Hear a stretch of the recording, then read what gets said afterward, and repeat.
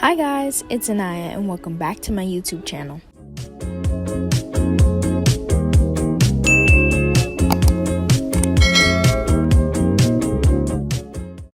Welcome back to episode 18 of Freestyle Drawing Friday. Today is going to be a little bit different as I'm going to give some tips on poses. I used to not know how to do poses at all and I am still learning, so this is very beginner friendly and some things that I have learned in the process of doing poses. So without further ado, relax, grab some snacks and enjoy the video. Before I get started, I just wanted to say that a lot of you were asking me like what program do I use and whatnot, so that link will be in the description, so make sure you go check that out if you want to know what program I use in my digital videos. My channel merch will also be in the description of this video. I have things like hydro flasks, stickers, and shirt pins, so make sure you go check that out. And without further ado, let's really get into this video.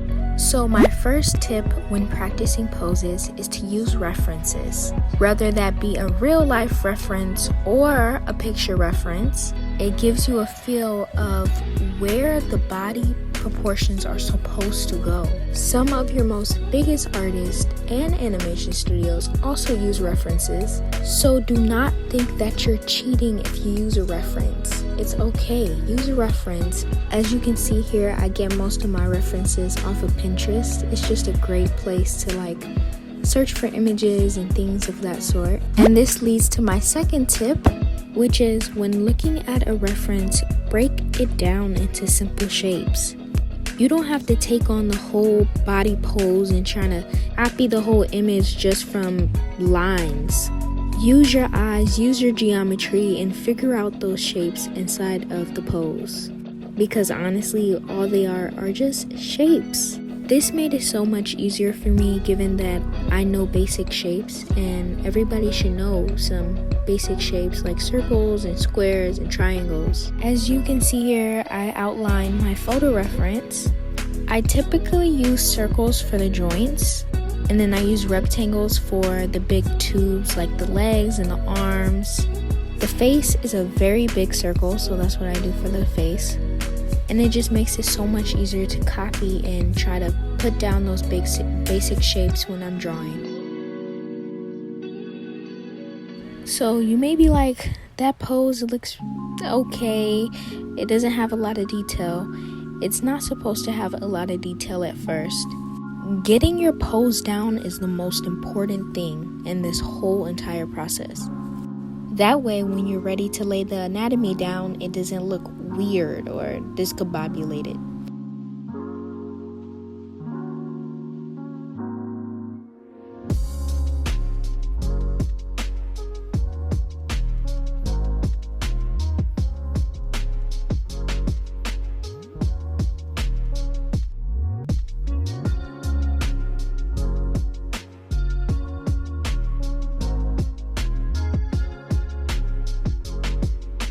I also like to give my poses a little bit of shadows to know where everything is going, so that's just me being extra, but I feel like it looks a little bit better with the shadows on it. So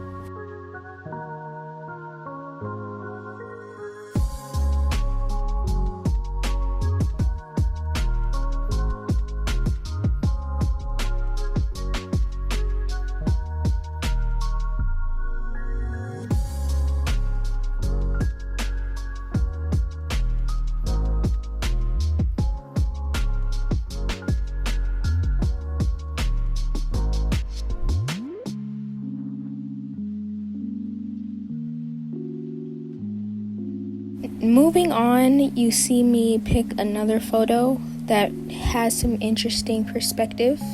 Watch me take on this challenge and make it as simple as it can be. And you can too. So like I said, in tip 1 and tip 2, I map out the face. And you see here, I do an interesting thing. On the face, I put 2 lines vertically and horizontally. This is actually tip number 3. Know where your body is facing. In order to do a good pose, you got to know where your body is facing, what position it's going to be in, and where to map out the joints. These are all great things to go into poses, and like I said, I am learning as well, and these are the things that I have learned while doing poses. Personally, I think this is one of my favorite things to do because I like to draw the horizontal and vertical lines on the face and the body. Drawing these lines, it tells where the eyes exactly are, where the head is facing, what direction, and which way the chest is facing, whether it's moving to the right or the left. You can kind of see here that she has her hand on her hip. To capture this position, I have to make sure that her chest is moving in like a S shape. The reason being is because her hip is out a little bit more than the other side of her body.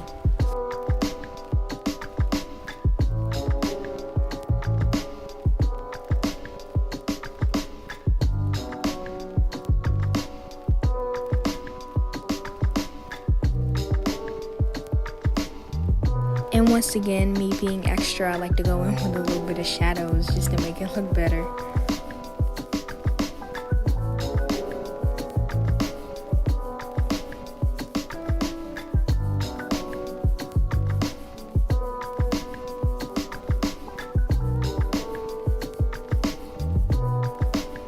Once again, returning to this image creative hub, I pick another image that has a nice little pose to it. So right here is when I realize that my canvas is not big enough. So I readjust the size, which this program actually helps me with, which I'm thankful for, because then I would have to go through a whole painful process to put it into another canvas. And so you know me, I love a little pre-canvas, and I changed the color so many times because I couldn't find the perfect color until I found this very light green. It's almost like a lime green, so I was like, this is perfect, let me put it. Combining steps 1, 2, and 3, I can kind of make a decent pose. Then I outline the way the body and the head is going with red.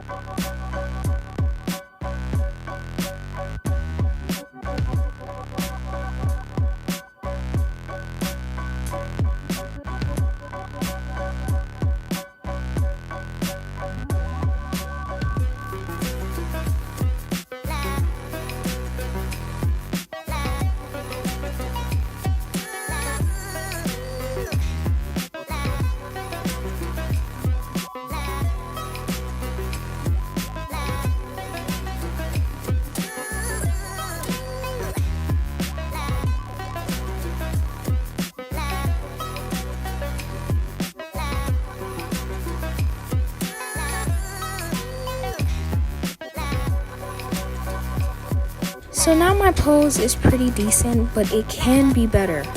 And this last tip is gonna make everything just come together in a nice mashed potato mush, if you will.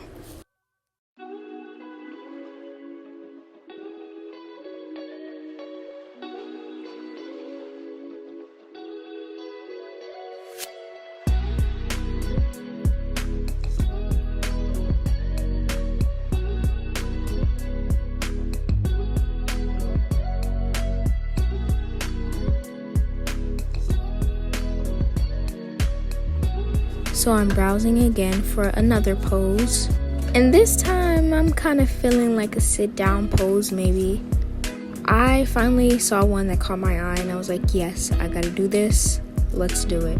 Brung it in using a copy and paste method, which is pretty simple, and got to work. We are on our last and final tip. Tip number 4. don't make your pose stiff. Now you're probably like, how do I not make my pose stiff? What even makes my pose look stiff? Well, I'll show you a reference. These are poses I drew traditionally with a pencil, and as you can see here, 2 of them look stiff.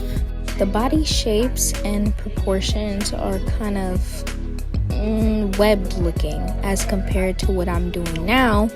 You can kind of see that it has flowiness to it instead of stiffness. So using these 4 tips, I have made some nice poses and have improved in this area. As you can see, the last picture that I showed, it has some stiff poses, and you can see how I gotten better just from these poses. So I hope you guys liked the video, and you can see this last pose right now.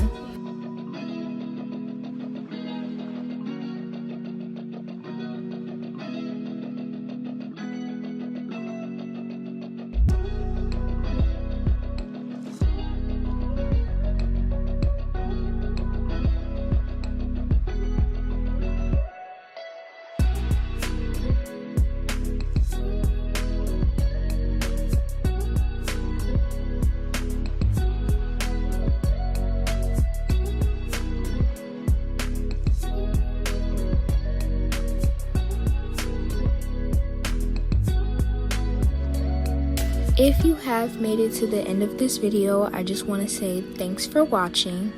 And again, if you want to get the same program as me, link will be in the description, as well as my channel merch. Here are the final results, and I just want to say I'm Anaya, and I'm signing out. Peace.